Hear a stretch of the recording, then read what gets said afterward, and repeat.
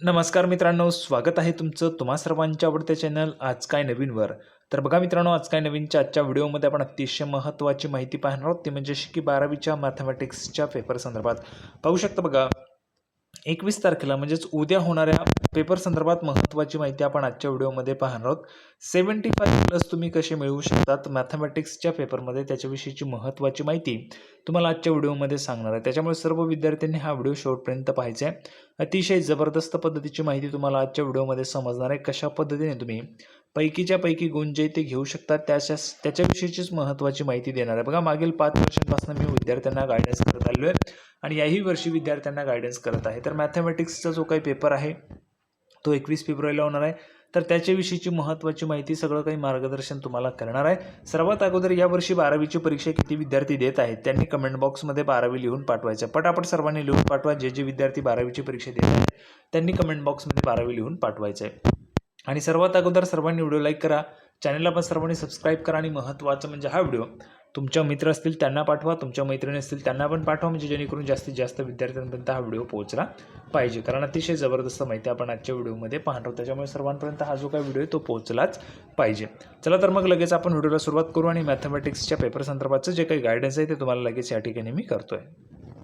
तर बघा संपूर्ण माहिती पाहण्यासाठी आपण ह्या ठिकाणी आहोत. पाहू शकता बघा 2025ची प्रश्नपत्रिका आहे. 2025ची क्वेश्चन पेपर आहे मॅथमॅटिक्स अँड स्टॅटिस्टिक्स 14 आर्ट्स आणि सायन्स. बघा आर्ट्स आणि सायन्स विषयासाठीची मॅथमॅटिक्स आणि स्टॅटिस्टिक्सची ही क्वेश्चन पेपर आहे. 3 तासांचा वेळ तुम्हाला असणार आहे. क्वेश्चन पेपर सोडवण्यासाठी, तुमचे आन्सर्स लिहिण्यासाठी 3 तासांचा वेळ आहे. मॅक्सिमम मार्क्स किती असणार आहे तर 80 मार्क्स. 80 मार्क्सची तुमची रिटर्न एक्झाम होते आणि 20 मार्क्सची तुमची वायवा होत असते. बरोबर आहे. वायवा जी आहे ती 20 मार्क्सची तुमची होत असते. आता आपण पुढे जाऊया. तुम्हाला काही इन्स्ट्रक्शन्स पाहायला मिळतील. जनरल इन्स्ट्रक्शन्स दिलेले आहेत त्या तुम्ही वाचू शकता ज्यावेळी तुमच्या हातात प्रश्नपत्रिका येईल त्यावेळेस, क्वेश्चन पेपर येईल त्यावेळेस. आता पुढे बघा सेक्शन ए पासून या ठिकाणी सुरुवात होत आहे. सेक्शन ए आपल्याला 16 मार्क्सचा पाहायला मिळतो. किती? 16 मार्क्सचा सेक्शन ए हा भाग आहे. Question number first, select and write the correct answer of the following multiple choice questions. बघा MCQ टाईपचे क्वेश्चन्स आहेत. MCQ टाईपचे क्वेश्चन्स आहेत आणि 16 मार्क्स आहेत. MCQ टाईप्सचे क्वेश्चन 16 मार्क्सची तुमची क्वेश्चन पेपर आपल्याला पाहायला मिळते. आता आपल्याला काय पाहायला मिळते बघा, if A is equal to in bracket 1 2 3 4 5 then which of the following is not true. हे बघा ही आपण जर पाहिलं तर हे आपल्याला कशाच्या संदर्भात पाहायला मिळते? सेट जे आहे तर त्या सेटच्या संदर्भाचं हे आपल्याला पाहायला मिळते. आता याच्यातलं MCQचा आन्सर तुम्ही अभ्यास केला असेल तर तुम्हाला यायलाच पाहिजे. पुढे बघा सेकंड नंबरला आपल्याला काय पाहायला मिळते? In triangle ABC A plus B into cos C plus B plus C into cos A plus C plus A into cos B is equal to. तर याचा आन्सर पण तुम्हाला शोधायचं आहे 2 गुणांसाठी. म्हणजेच काय तर एकूण तुम्हाला 8 MCQs जे आहेत ते दिले जातील आणि त्याच्यामध्ये प्रत्येक MCQ ही 2 गुणांना असणार आहे. 2 मार्क्स प्रत्येक MCQला असतील. अशा पद्धतीने तुम्हाला MCQ ज्या आहेत त्या सोडवायच्या आहेत. आता आपण जर पाहिलं तर 8 MCQs दिलेले आहेत आणि त्या 8च्या 8 जर तुम्ही सोडवल्या तर तुमचे 16 मार्क्स या ठिकाणी होतात. बघा किती वेळ लागणार आहे? फक्त जर आपण पाहिलं तर मोजून 10 मिनिटांचा वेळ तुम्हाला फक्त आणि फक्त MCQ सोडवण्यासाठी लागणार आहे. ओके, तर एवढ्या वेळामध्ये तुम्ही MCQ सोडवल्या की तुमचे 16 मार्क्स या ठिकाणी हमीचे झालेले असणार आहेत. पुढे बघा क्वेश्चन नंबर 2 आहे answer the following questions. Write the negation of the statement. बघा या ठिकाणी सेट्सच्या रिलेटेडच हे पण आहे. 4 गुणांसाठी तुम्हाला प्रश्न असणार आहे. Answer the following question number 2 4 गुणांसाठी. त्याच्यापैकी आपण जर पाहिलं तर बघा right unit vector in the opposite direction to.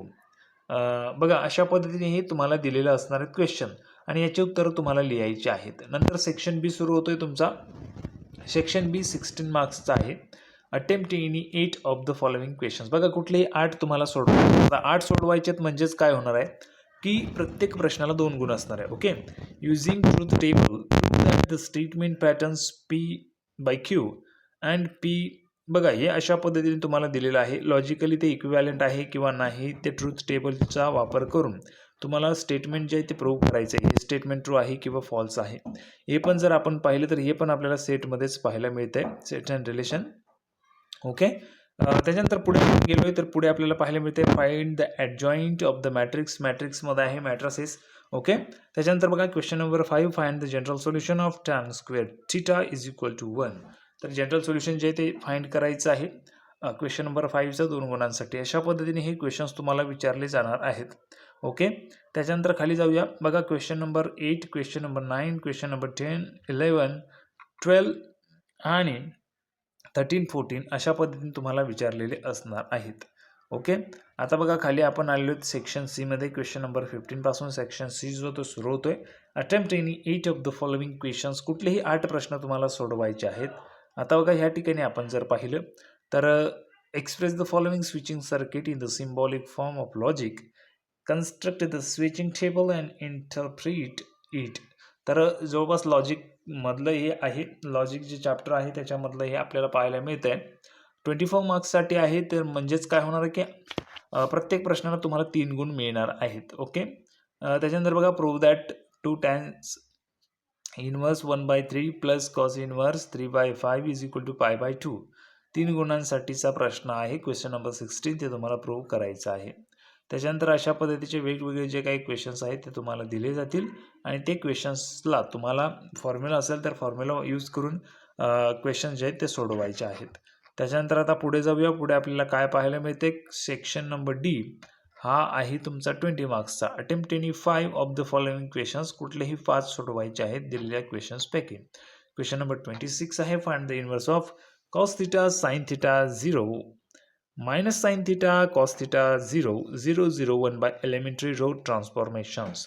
तर बघा अशा पद्धतीने हे प्रश्नांची उत्तरं सोडवायची आहेत. या ठिकाणी जर आपण पाहिलं तर प्रत्येक प्रश्नाला तुम्हाला 4 गुण असणार आहेत. 5 प्रश्न सोडवायचे आहेत म्हणजेच प्रत्येक प्रश्नाला तुम्हाला 4 गुण या ठिकाणी दिले जातील. अशा पद्धतीने सेक्शन डी पण आपण पाहिलेला आहे. त्याच्यानंतर आता सेक्शन डी झाला आहे म्हणजे तुमची क्वेश्चन पेपर जी ती संपलेली आहे. अशा पद्धतीने तुम्हाला क्वेश्चन पेपर जी ती 2025ला होती. आता ही जी काही मी तुम्हाला आता क्वेश्चन पेपर दाखवली ही 2025ची क्वेश्चन पेपर आहे. ओके. सब्जेक्ट आहे मॅथमॅटिक्स. मॅथमॅटिक्सच्या विषयाची क्वेश्चन पेपर तुम्हाला दाखवली. मॅथमॅटिक्स अँड स्टॅटिस्टिक्सची. तर अशाच पद्धतीने तुम्हाला 2026ला पण क्वेश्चन पेपर असणार आहे. पॅटर्न सेम असेल फक्त प्रश्न वेगळे असतील. त्याच्यामुळे स्टडी करा आणि नक्कीच पैकीच्या पैकी गुण तुम्ही घेऊ शकणार आहात. सर्वांना व्हिडिओ आवडला तर व्हिडिओ लाईक करा, चॅनलला सबस्क्राईब करा.